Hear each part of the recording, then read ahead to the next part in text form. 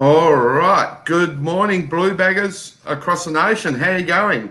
Welcome for the very first time to Blue Abroad Nation, coast to coast. So just a little bit about the show and what it's all about. So we're going to do this every Saturday morning from 10 a.m. Eastern States time, which is 8 a.m. Perth time. 9:30 if you're from South Australia or the Northern Territory. The idea of this show is to get the involvement, interaction and engagement from all of our wonderful interstate supporters.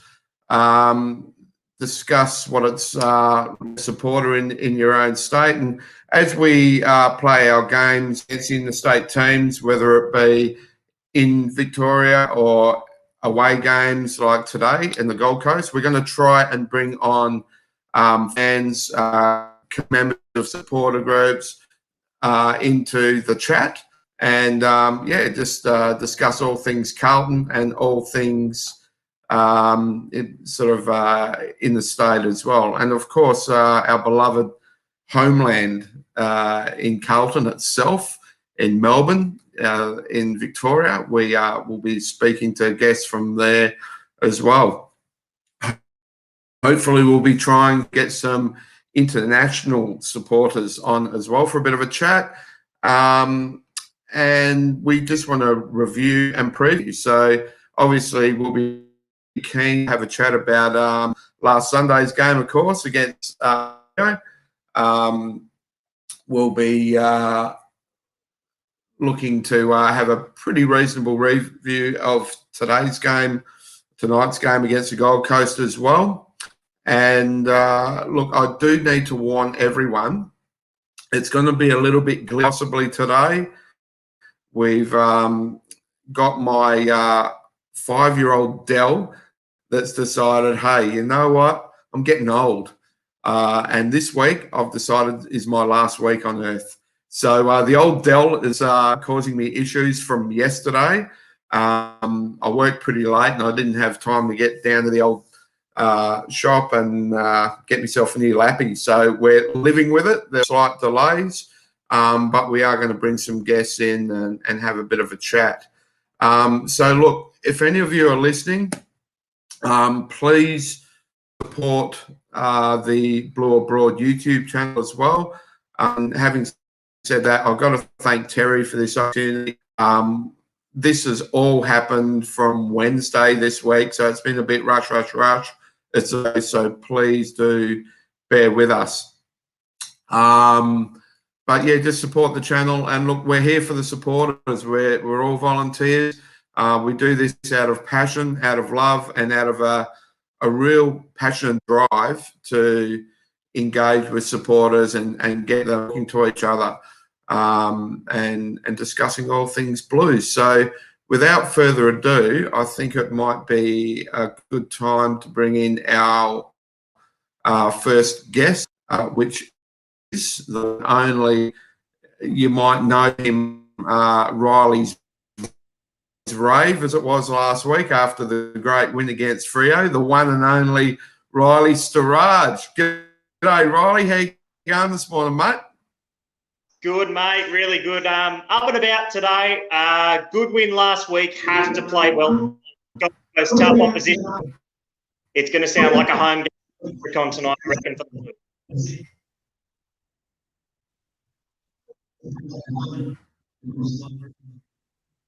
Yeah, that's true, mate. Now, Riley, you're a Queenslander, but I just found out very recently that apparently you spent the first couple of years of your life as a sand groper growing up over here in Subiaco in Perth in the west. Tell us a little bit about your journey, mate, and while you're at it, your journey, what made you go for the Blues?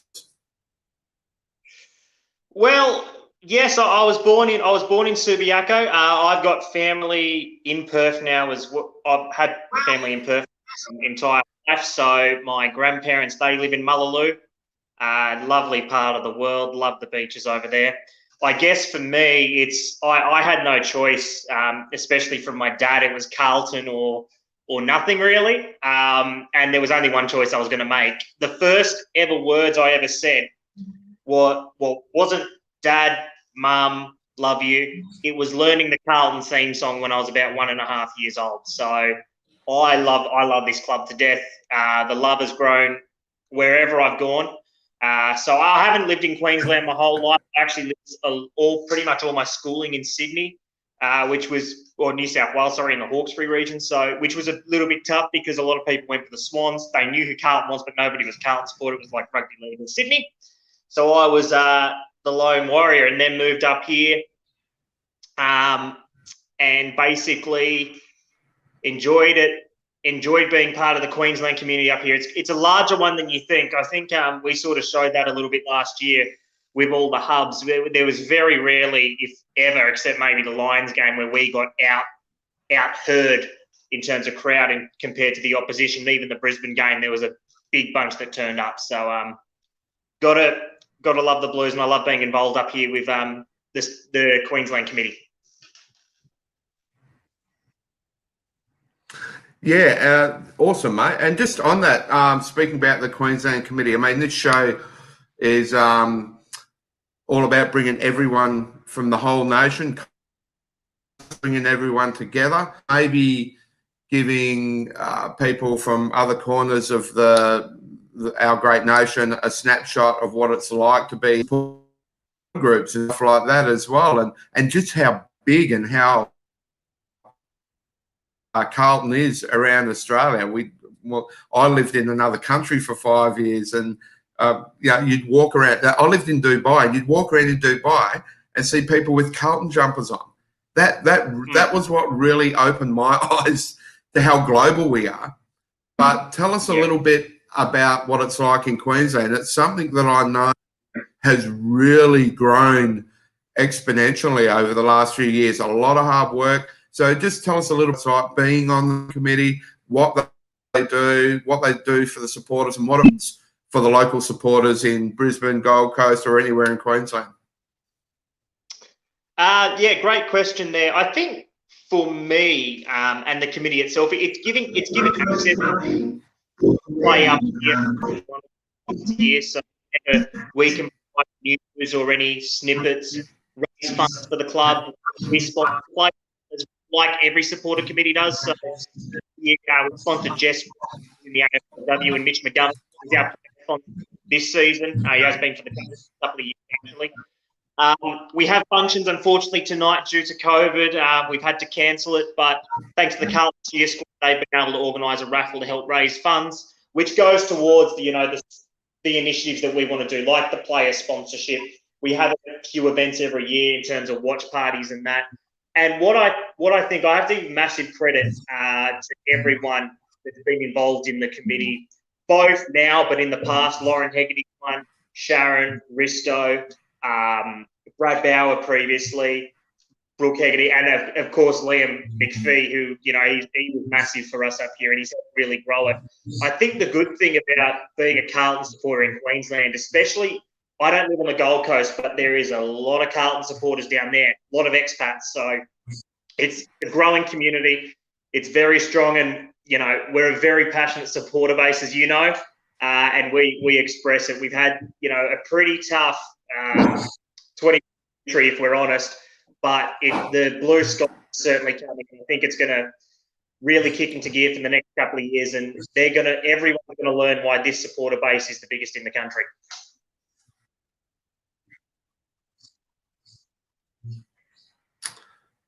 Yeah, 100%.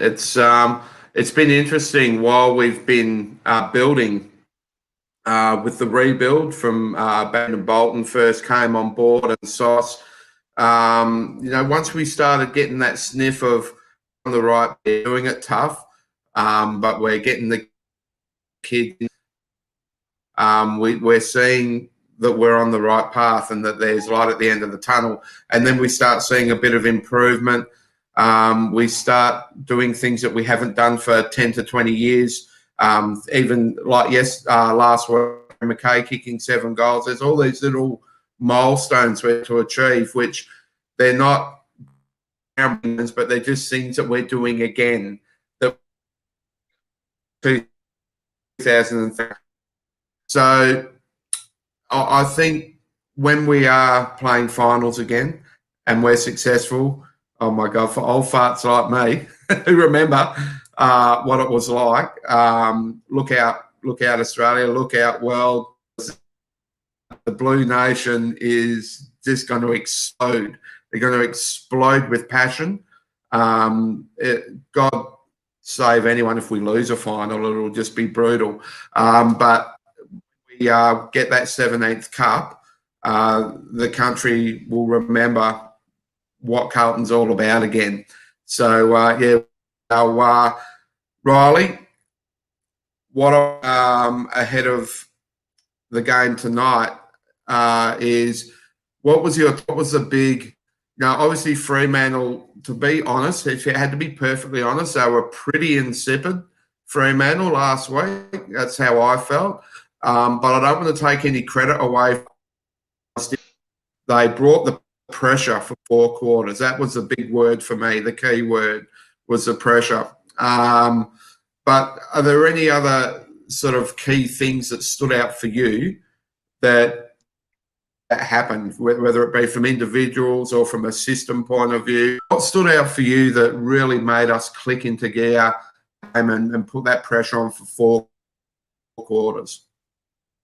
Certainly, I agree in terms of the pressure. Defensive intent was a lot more noticeable. I think that for me, watching there was a few things to take away. Harry was sensational last week, but he certainly got help from the other forwards as well. There was a lot of clips there of the likes of Eddie Betts, who at times I've been a little bit critical of coming back into the side, but he showed his worth last week in terms of what he can do. He was that senior leader. He was providing the blocks for Mackay to get free, which was very important. I think defensively we were a lot stiffer. Yes, we weren't playing a side that, was at full strength, and they didn't play well, but it was structurally, it seemed on the TV, we held our defensive integrity a lot better, and we didn't just, we didn't let the ball come out of our forward 50 with ease. We held our positioning, and we were able to create that forward half turnover game that we really wanted to do. I think with our side, and it really sticks out pretty much more than anyone else in the competition. With Carlton, in the first 5 to 10 minutes, whether we're on or, we're off. You saw it against Collingwood, first 5-10 minutes, you're thinking, oh, this ain't going to be good. Last week, even though we went down by a couple of goals early, it was just some inaccuracies and inefficiencies which clicked into gear. You're thinking, we're on today, the pressure's on. And I think what's really important for people to know, and anyone knows, I was filthy after the Collingwood game, as many were, with the certain appearances in attitude and that. But this team, there's a lot of new elements to it this year. You've got Fogg, Sard, Williams coming in, you're changing roles. Setterfield moved out to a wing for the first couple of weeks and other bits and pieces. I think it's going to take about 6 to 8 weeks for us to build that chemistry. And then once we do, we're going to be able to get a real read on what our fortunes will be in 2021. So it's just going to take a little bit of time for them to get used to working with each other, I think. Yeah, definitely. Look, really there was, you sort of know in the first 5 to 10 minutes if we're on or not, and we're going to be having the game we expect. Now, last week, our intent, whenever we got the ball in hand, was everyone run. I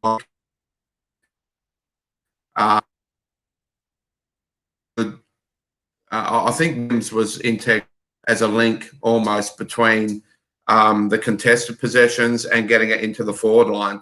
But yeah, there were a lot of good handballs, 5 to 10 metre, 15 metre handballs, accurate to the right people in space. There was a lot less bombing it into the forward line. There were lower kicks into to Harry's advantage as well. And I think, look, really pleased to say that without doubt, Jack Silvani, his importance to that forward line. I'm really developing a new appreciation of his now in the forward line and in the team, the pressure, everything that he did. I loved it. And if we could get our Sauce to crack a smile hands, that'd just be sensational. It was funny. They panned out to him again last week, and Joe even looked like she was going to cry. It was like, come on, even crack a smile for the camera. They keep panning it to us. She's upset. It was like, when are you gonna love this boy, Stephen? When are you gonna love this? And one of the interesting comments out of that from the commentators were, maybe he'll crack a smile and runs it out from fullback like the old man used to. Stephen, give us something, please. Yeah, don't disagree. Don't disagree.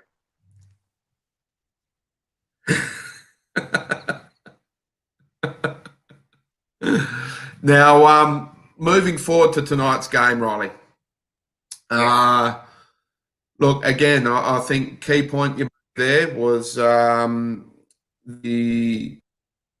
that first 5 to 10 minutes. You know, we're on or we're not. If we're not on, we tend to be 30 points down after 15 minutes, and it's brutal. And then we're chasing honourable loss. We've got Pitto. We got to hope that he really has a good game and that he's switched on. I think he's integral advantage in the ruck this week. Him getting first hands on it and to advantage. Look, a lot of time he's tapping when he's got a great edge and he's tapping it to the team position, but not actually having a bit of awareness. Tapped it straight down to their inside midfielders a couple of times. The advantage of having a little bit more time and aware in the ruck to make sure that, yes, it's great if he gets first hand on the ball, but he's got to get it to our advantage. How integral do you feel that his role is today? Huge. It's huge. So looking at the Gold Coast ruckman, probably tonight, it'll be Burgess for a bit. I think it'll be a lot of Caleb Graham. Now, I've had the privilege of calling a few of Caleb Graham's games in the last few years, both at Queensland state level and NEFL level when he played for the Suns in the reserves. He's a good footballer. I haven't seen him really take too many ruck contests, if any. He was built as a key defender. He's been played as for the Suns as a key defender.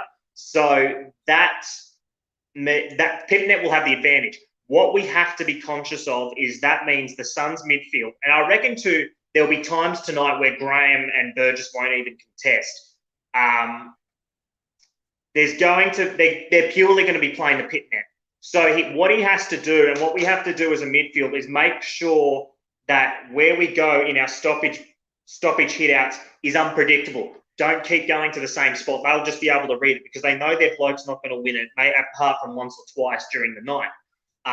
So that's going to be key. Now, what I found interesting was they kept Casbolt in again this week. They backed him in. I thought potentially they would have brought in McGovern after last week, after he got 3 quarters in the VFL, but I guess they want that backup and that tall presence. So Pitto has to have a massive night. I think he'll have a minimum 50 hit-outs, I think.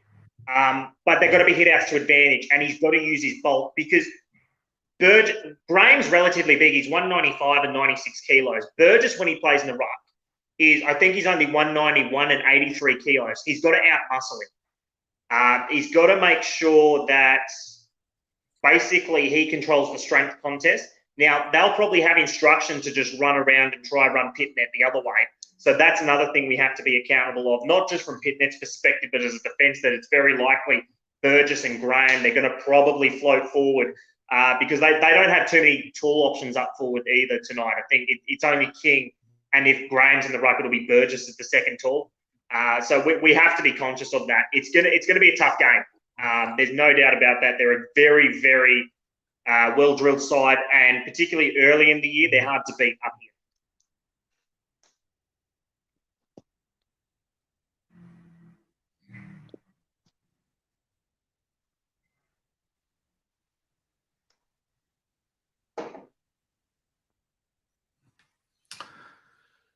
Yeah.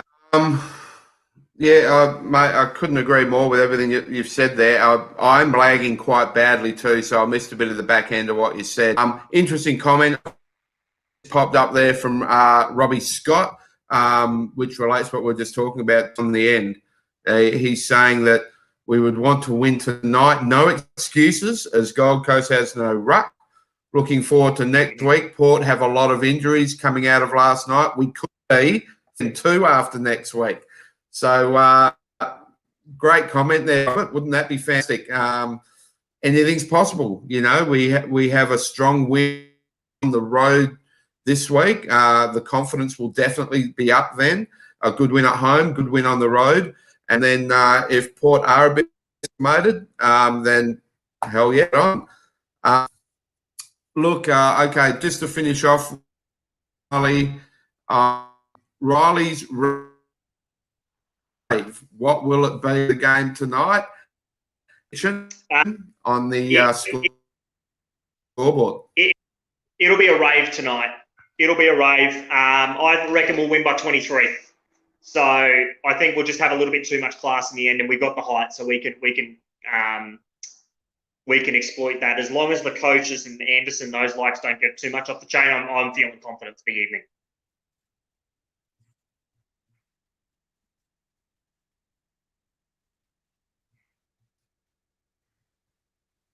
Awesome, mate. Awesome.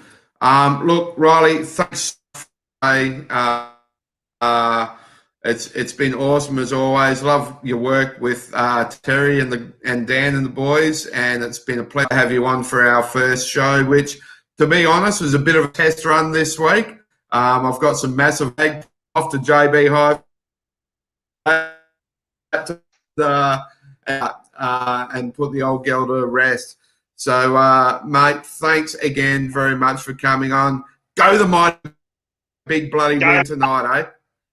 Go the Baggers. We'll win tonight. Have a good one, Jay. Cheers, mate. Yeah, you too. Look forward to the rave. Righto, that was the one and only Riley Stoddart, everyone. Look, thanks for all the comments as well. Really appreciate it. I do apologise for the massive lag that we're having. And having said that, what we're going to do this week is we're going to cut it a little bit short. I've had quite a few people trying to come in with the link, and that's not working. The problem is from my end. So I have enjoyed it. It only went for 25 minutes instead of the hour we expected it to go for. So that's a bit of a shame, but look, everything else worked really well. Really appreciate everyone's feedback. And all I can say is go the mighty Blue Baggers. Let's have a bloody big win night. When I come on next week with the new equipment, we can just enjoy talking about that one. Go the Blue Baggers wherever you're watching it, no matter what state, with your supporter groups or at the pub in I think it's the Queensbury, is it, in Melbourne, where the Baggers watch the away games. Enjoy the game, guys. Enjoy your brethren and your togetherness as one, as Carlton. And, yeah, let's just enjoy it. Have a great one, guys. Go the Mighty Blues.